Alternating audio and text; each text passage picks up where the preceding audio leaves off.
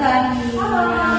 I'm from Poltekkes Kemenkes Jambi, majoring in dental nursing. The purpose of coming here is to provide counseling to you. First, I will explain. After that, question and answer session. Let's get started. Caries danger. Next. Meaning of dental caries. Caries or cavities is a disease caused by damage to the enamel layer that can extend to the nerves of the teeth, caused by bacteria activity in the oral cavity. Jadi adik-adik sekalian, bahwa apa sih pengertian dari karies atau gigi karies ini atau gigi berlubang? Ternyata gigi berlubang ini merupakan kerusakan dari enamel. Ya, jadi bagian-bagian gigi yang pertama itu ada enamel. Jika itu rusak ya, sudah rusak sedikit, maka lubangnya kecil. Kemudian jika tidak kita lakukan perawatan dengan cepat atau dengan tepat juga, maka lubang yang kecil tadi akan semakin lama semakin besar. Next. Effect of dental caries. Severe pain cavities cause pain that should not be taken lightly. The severity the disease length depends on how big the cavities are in size. Not infrequently when pain occurs. The effect of cavities cause a person to become more sensitive to the surrounding environment. Jadi, dampak dari gigi berlubang ini ternyata sangatlah luar biasa.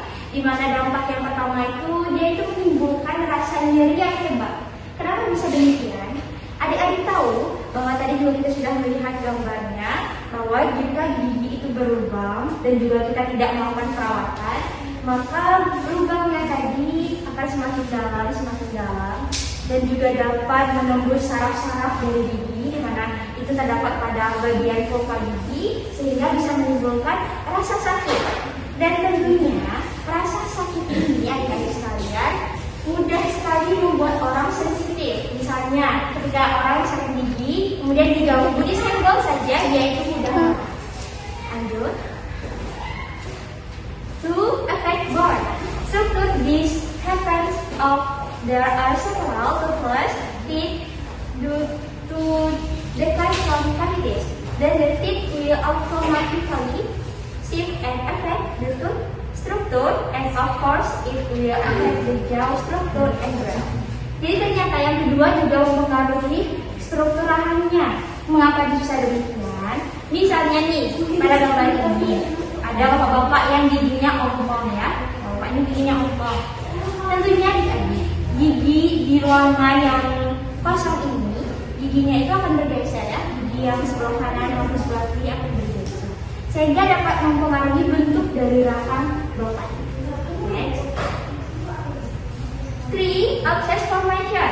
This happens if the cavities are not treated, so that the infection spreads to the soft tissues of the palate, mouth, and jaw. Abscess formation can be seen along the gums. Jadi tidak hanya terlihat nyeri ya, kemudian juga mempengaruhi struktur rahang, struktur tulangnya. Ternyata juga mempengaruhi abses, pembentukan abses. Jadi gigi berlubang ini juga bisa menyebabkan abses. Nah, seperti apa abses itu? Ini bisa kita lihat ya. Ada pembengkakan pada bagian gigi yang berlubang.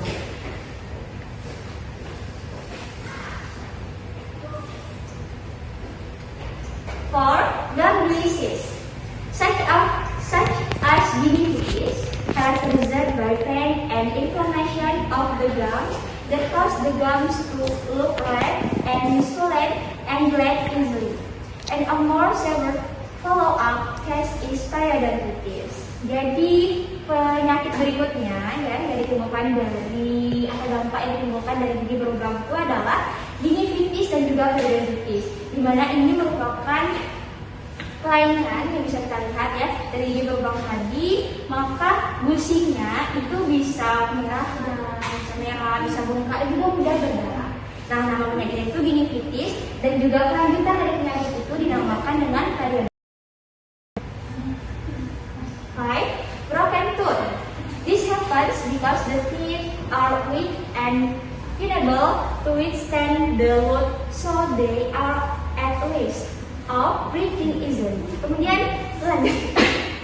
Selanjutnya yaitu gigi patah. Kita sering sekali adik-adik melihat bahwa misalnya gigi kita ini berubah, kemudian tiba-tiba sudah hilang giginya setengah, gitu kan?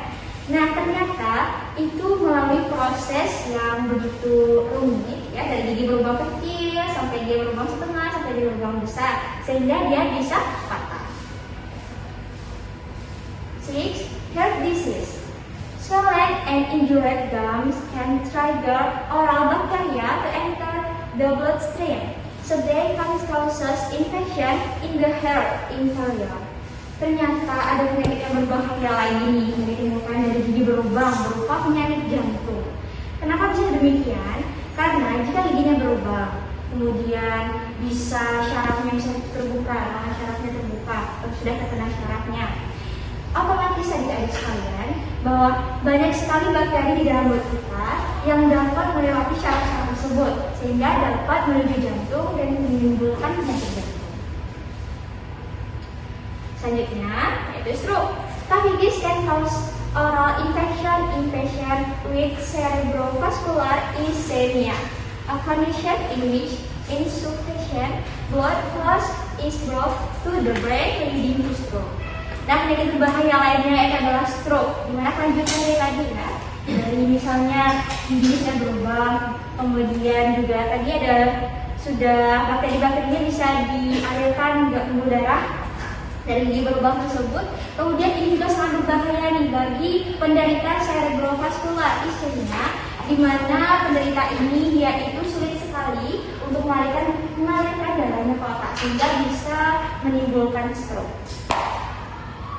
Kemudian how to prevent cavities. Nah, di sini yaitu menerangkan bahwa bagaimana sih caranya mencegah gigi itu supaya tidak terjadi lubang pada gigi. Yang pertama, brush your teeth regularly, at least 2 times a day in the morning after breakfast and at night before going to bed.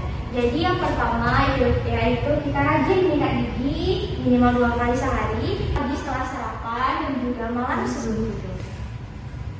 Yang kedua, the flossing, which is cleaning your teeth using dental floss. Nah, yang kedua, kita bisa bersihkan gigi lagi, sudah sikat gigi tadi nih. Kita sela-sela giginya ya, bisa kita bersihkan dengan benang gigi atau dental floss.